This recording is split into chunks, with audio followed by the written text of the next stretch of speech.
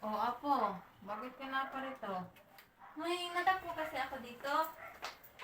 Di ba't sabi ko sa iyo na huwag pakialaman ang gamit rito? Ano ba iyon?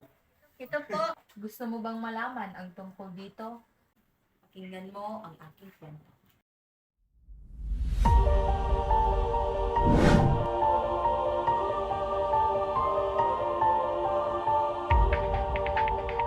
Magandang araw aking mga kababayan. Nandito ako para sa mahalagang anunsyo. Bilang isang presidente, responsibilidad ko ang parusahan kung sino man ang hindi tumutupad sa kanilang responsibilidad. Ngayon, inaanunsyo ko ang pagpapaigting ng Pono de Servisyo. Bawat panganay ng mga pamilyang walang kakayanan magbayad ng buwis ay kailangan masilbi sa gobyerno. Ang sino mang tumutol sa katusang ito ay may kapalit ang parusahan.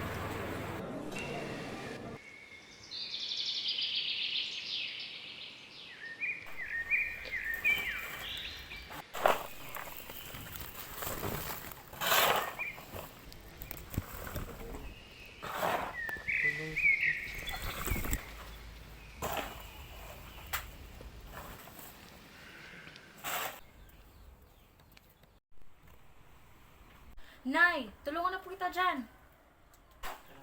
Anak, hayaan mo ako na ang gumawa nito. Pero Nay, gusto nga kitang tulungan. Bumalik ka na lang sa iyong silid at mag-aral. Pero Nay, hindi nga po ako pinapapasok ng guro hanggat hindi tayo nakakabayad ng sapat na pera. Hayaan mo at magsusumikap ang nanay. Sa ngayon, kailangan mo magbasa upang hindi ka mapagkuwanan. Sige po, Nay.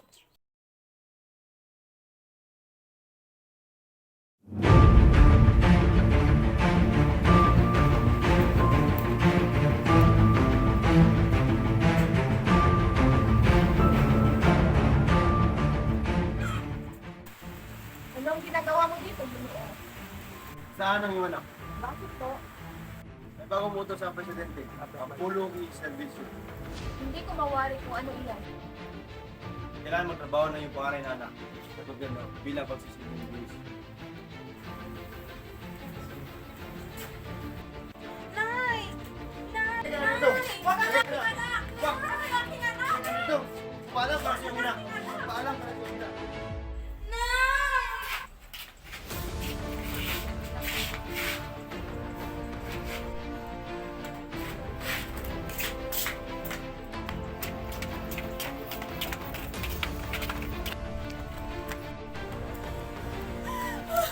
Anak ko!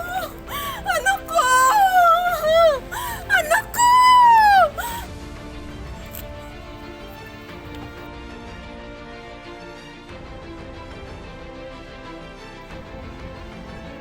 Bakit ka umiiyak?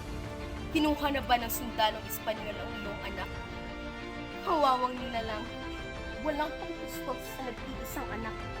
Oo nga, nararapat lang yun sa kanya. Mabuti pa tong anak ko. May pag-asang maging isang doktor balang araw. Ano bang sadya mo dito? Wala. Nais ko lang ipamukha sa'yo na walang mararating ang anak mo sa dahilang isa lang kayong dukha. Hindi totoo yan! Totoo yan!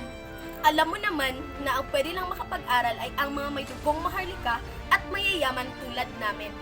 Kaya sige na, aalis na kami at ihahati ko pa tong anak ko sa paaralan. Paalam, dukha!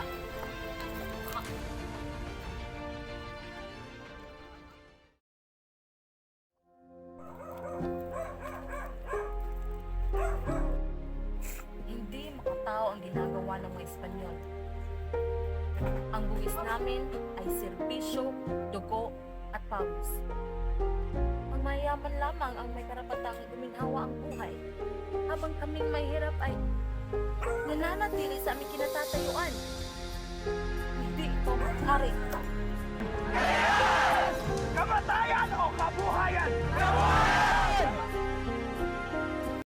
Kaya Apo, sa susunod, huwag kang mangingialam ng gamit dahil napapakwento ko ng di oras. Lodi ka pala, Lola eh. Pwede bang mag-picture? I-post ko lang sa Facebook with the caption, I'm so proud of my Lola.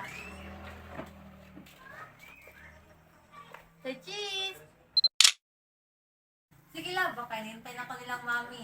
Mana po? Sige, Apo, mag-ingat ka. Bye po.